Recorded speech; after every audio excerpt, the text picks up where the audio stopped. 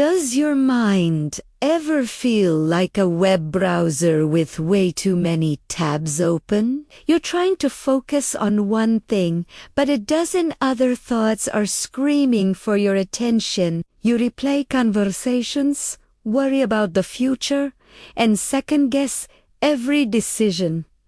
It's exhausting, right? Well, what if I told you that you could close those tabs, quiet the noise, and find some mental peace? It's not about flipping a switch, but about learning a new way to relate to your thoughts. Stay with me because today we're breaking down 5 practical, life-changing steps to stop overthinking and reclaim your calm.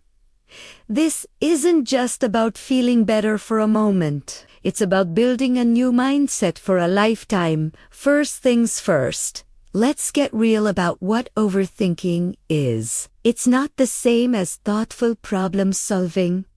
Problem solving is constructive. It moves you toward a solution. Overthinking, on the other hand, is like running on a hamster wheel. You're expending a ton of mental energy but going absolutely nowhere. It is often a loop of what-ifs and should-haves that leaves you feeling anxious and stuck. Recognizing this difference is your first major breakthrough. When you catch yourself spinning, ask, am I trying to solve a problem, or am I just worrying about it? That simple question can be a powerful pattern interrupt. So, let's dive into step 1.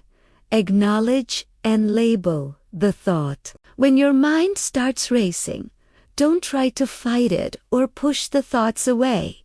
That usually just makes them stronger. Instead, take a moment to simply notice what's happening. Say to yourself, there's that overthinking again.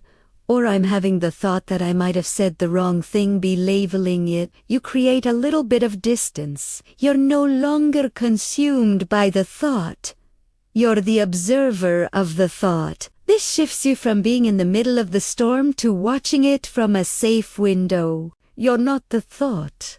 You're the one experiencing it. This simple act of awareness is the foundation for everything else. Try it right now. Think of a worry that's been bugging you. Now, just label it. I am having a worry about X. See how that feels. It puts you back in the driver's seat. Now for step 2, and this one might feel a little counterintuitive. Schedule your worry time. Yes, you heard me right. Instead of letting overthinking hijack your entire day, you're going to give it a specific appointment. Choose a 15-minute slot every day, say from 5 o'clock to 5:15 p.m., and designate that as your official worry time. When anxious thoughts pop up during the day, gently tell yourself, not now. I'll think about this during my scheduled worry time. Write the worry down on a piece of paper or in a note on your phone. When your appointment arrives, sit down and let yourself think, worry, and overanalyze to your heart's content. The funny thing is, when you finally have permission to worry, you might find that many of the thoughts have lost their power.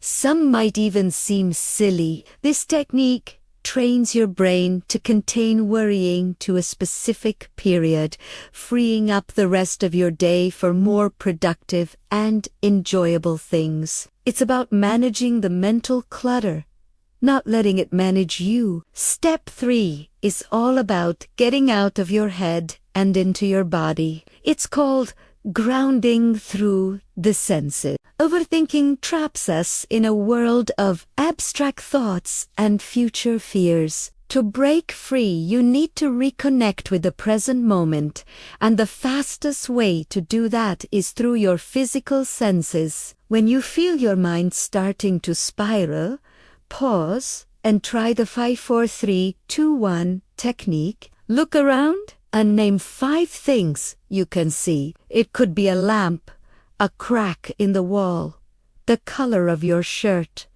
Then, name 4 things you can feel: the texture of your desk, the warmth of your coffee mug, the feeling of your feet on the floor. Next, identify 3 things you can hear: the hum of the computer, distant traffic, your own breathing. Then, 2 things you can smell. And finally, 1 thing you can taste. Maybe the lingering flavor of your last drink, or just the taste of your own mouth. This exercise forces your brain to shift its focus from the internal chaos to the external world. It pulls you back to the here and now, which is the only place where you have any real power. All right, moving on to step 4. Challenge your thoughts. Overthinking is often fueled by cognitive distortions, which are basically unhelpful thinking patterns that our minds fall into. These include things like catastrophizing, imagining the worst-case scenario, or black and white thinking, where you see things as all good or all bad. The key here is to become a detective of your own thoughts.